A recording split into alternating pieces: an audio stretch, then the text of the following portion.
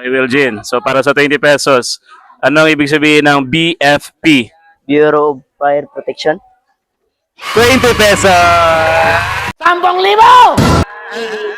Okay, Joash. So ano ang ibig sabihin ng COMELEC? Commission on Elections, sir. Okay, tama. 20 pesos. Yeah. Nice. Janmar. So pag nasagot mo to, meron kang 20 pesos. Ano ang ibig sabihin ng COMELEC? Stand sa election, sir. I don't know if this is true or false.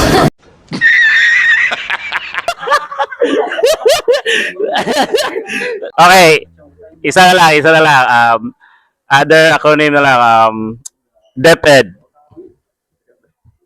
Department of Education. Okay, tama. 20 pesos.